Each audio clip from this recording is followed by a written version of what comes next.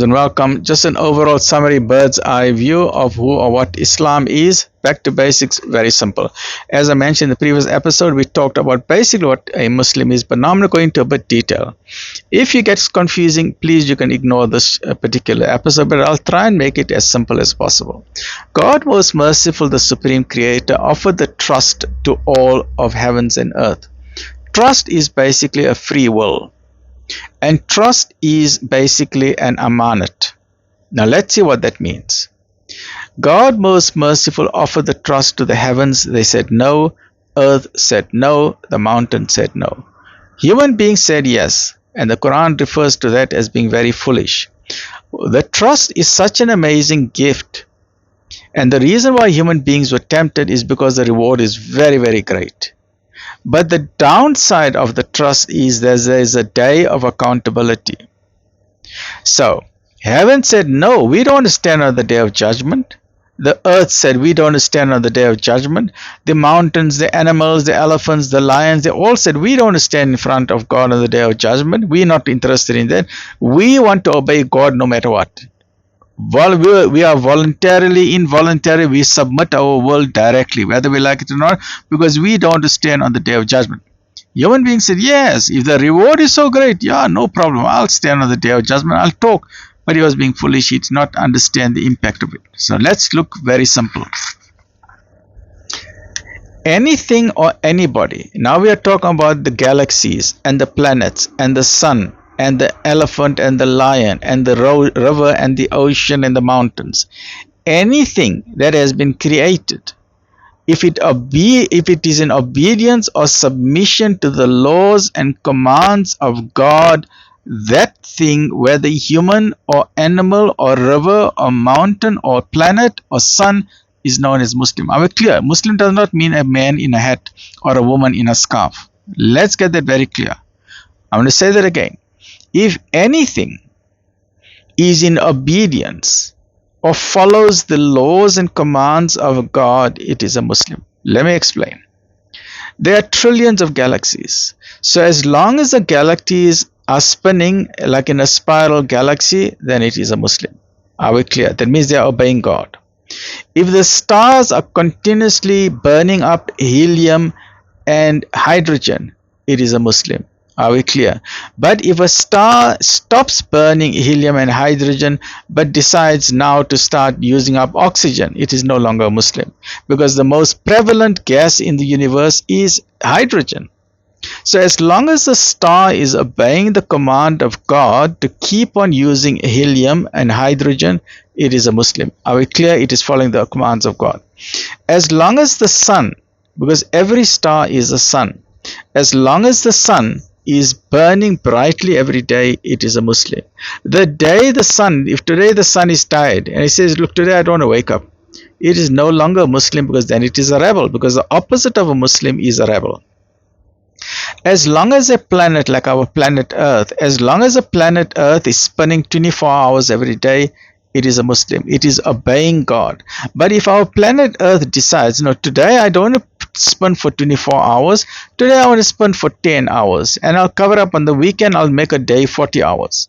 So the day the Earth decides, today I'm going to spin for 10-hour day, Saturday I'll make it a 40-hour day, Monday I'll make it a 5-hour day because Monday I'll be tired, then Wednesday I'll make it a 65-hour day. So if the earth decides to chop and change, the earth is a rebel and it is no longer a Muslim. Are we clear on that?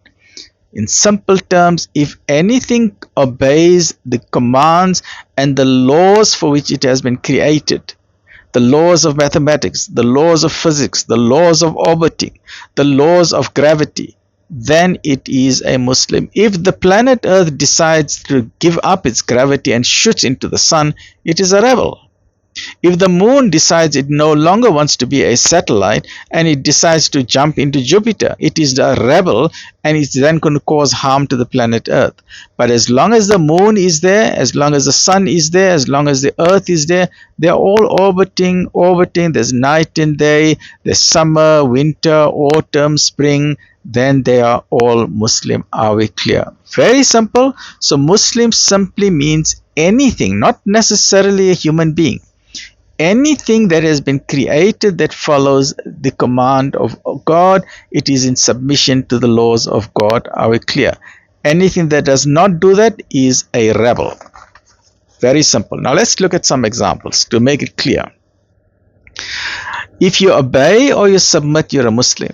If you disobey, you're a rebel, you're not a Muslim. Simple example, a lion. A lion has been created to be a carnivore.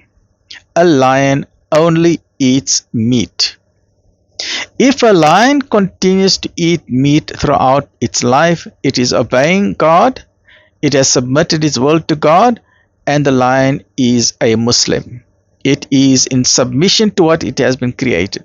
We don't talk about instinct and nature and all. As Muslims, as Islam says, that this lion is now a Muslim as long as it eats meat, and no harm will come to it. But the minute it becomes a rebel, if the lion disobeys the command of God, the lion decides to go to the doctor. It says, look, I'm not feeling well. And the doctor says, hey, Mr. Lion, I checked your cholesterol. Your cholesterol is a bit high. I think we'll stop eating all this red meat. Red meat is not good for you. So stop the red meat, go on to a Mediterranean diet, eat olives and cheese and have a lot of Greek salad, and you'll feel fine in the car. Lion goes back home, tells his wife, hey, I went to the doctor today. Doctor found the problem. And he said, I'm eating too much red meat. So I'm going to stop eating meat. Just give me salads every day. What do you think is going to happen to that lion? The lion is now disobeying the command of God. It has become a rebel. So by disobeying the command of God, it becomes sick and then it will die. No matter how healthy that salad is, that lion is going to die. So as long as you obey the commands of God, as long as you are a Muslim, you are fine, you are in harmony with the laws of the universe. But if you disobey the laws of God, you are causing a problem. Simple, are we clear on that? Let's look at another example. A cow is a vegetarian. That's a carnivore. This is a vegetarian. It eats fodder and grass. So as long as a cow eats fodder and grass and it's a herbivore, then we say it is a Muslim because the cow is obeying the commands of God. Are we clear? But the minute the cow eats meat, it is now a rebel because it has not been designed to eat meat. It is disobeying the commands of God. And if you disobey the commands of God, something is going to go wrong. And we know what went wrong with the cows. Because the wealthy people, remember we showed you the diagram of the wealthy people, the elite, they want more and more and more money. So they say, hey, you know what? We can get more money if we start feeding our cows meat. So they started feeding the cows meat and bone from cattle and sheep. They grinded it and they put it in the food. Yes, fantastic. The cows became stronger very quickly. Their muscles grew stronger very quickly. They started making a lot of money. But what happened?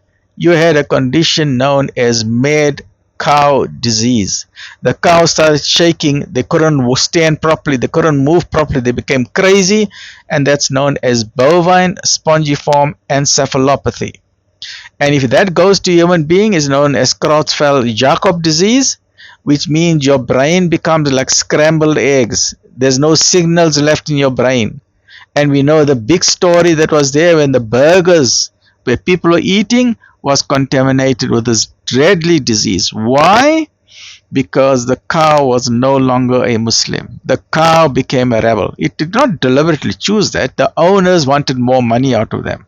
So as long as the cow eats fodder, it's a herbivore, it is a Muslim, it is obeying the command of God. God created it in a special way.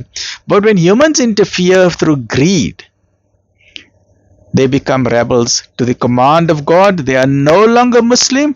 And if anything is no longer Muslim, something bad happens. Something bad happens. Are we clear on that? Similarly, out of all human beings, there are only 2 billion human beings who are following the Quran and who are saying La ilaha illallah. So they are 2 billion Muslims. They are called Muslims. These humans are called Muslims because they are obeying and they are submitting their free will to the divine will. So these 2 billion human beings, they are in harmony with the rest of the universe because the rest of the universe is Muslim. The galaxies are Muslim, the stars are Muslim, the sun is Muslim, the planet Earth is Muslim, Venus, Mars, Jupiter, as long as they are orbiting, as long as they are following the laws of physics and mathematics, they are Muslim. There's no chaos in the universe. So the entire universe is Muslim plus 2 billion humans. The only ones who are not Muslims are 6 billion human beings. But everything else, even the animals, the kangaroos, the lions, the springbok, the cheetah, everything is a Muslim. The ocean is a Muslim. The river is a Muslim. The flower, the rose is a Muslim. Everything is a Muslim because they are doing what they've been created for. Similarly, an atom is a Muslim. The subatom, electron, proton, neutron, they are all Muslims because they are fulfilling the laws of mathematics and physics and gravity for which they have been designed and created by the Supreme Creator. Are we clear on this? If you don't understand too much, don't let it give you a headache. Stay well, look after yourself. Alhamdulillah.